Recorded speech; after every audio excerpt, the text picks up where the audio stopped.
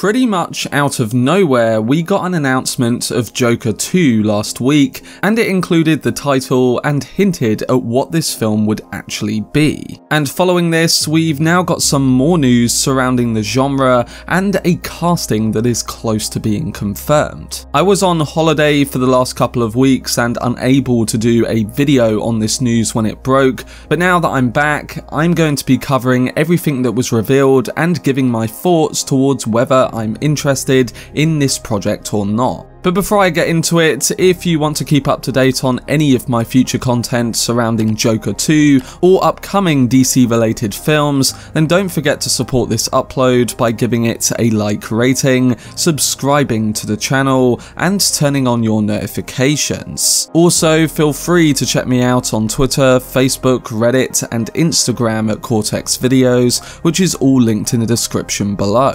But without further ado, let's dive into all the recent Joker 2 news.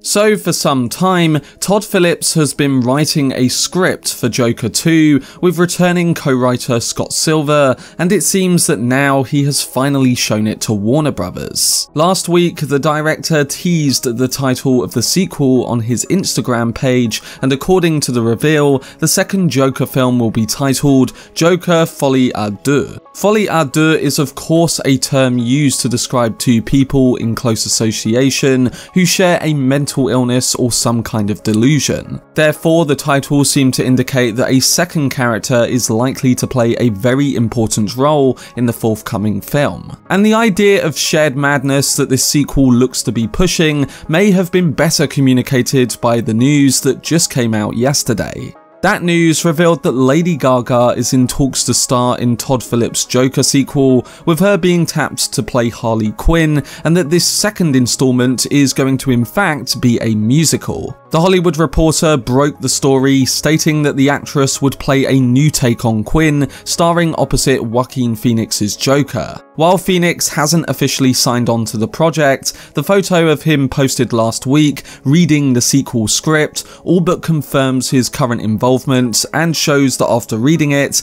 he's interested in going forward with this idea. Not to mention that he's the kind of actor to only sign on to projects if he's 100% interested in the script and role. But coming back to Gaga as Harley Quinn, let's not forget that alongside the different interpretation of the Joker we got in the original film, Gaga's version of Quinn will be a lot different than Margot Robbie's incarnation of the character, as this Joker universe has clearly established itself outside of the DCEU. We currently know nothing of how they will approach her in this musical sequel, but traditionally, Joker is known for his abusive relationship with her, a psychiatrist at Arkham Asylum who originally falls in love with him and becomes his partner in crime. It is unclear whether Phillips will be using other DC characters or how he will continue from the first film, but I think he will go his own route like he did with characters in the highly successful original. There's no other details surrounding how the musical aspect will be applied,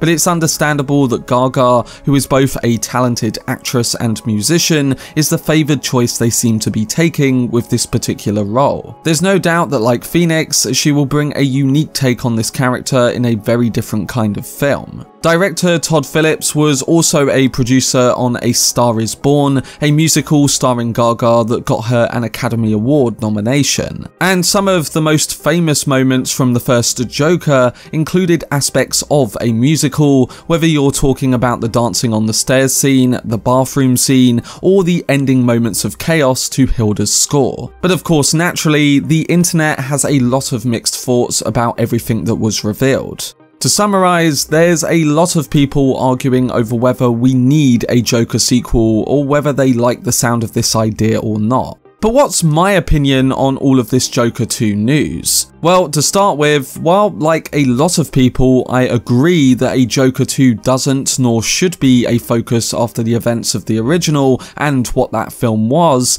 I think there are a lot of other things to keep in mind too. When Warner Brothers announced the first Joker, it was received with similar backlash, and it wasn't certain that this was going to be as good as it turned out to be. a dark and moody character study inspired by Taxi Driver and The King of Comedy, showcasing a descent into madness set in a late 1970s decaying Gotham City. With a budget of only $60 million, there was worry that the audience might not appreciate this kind of different film amongst the wave of your big budget traditional comic book fare. But by the time it was released in October of 2019, Joker had a wave of success at early film festivals, and it led to a movie that had a record-breaking opening weekend and a theatrical run as the 4th highest-grossing R-rated movie of all time. It had one of the biggest budget-to-profit margins in years, and later earned 11 Oscar nominations, including Best Picture,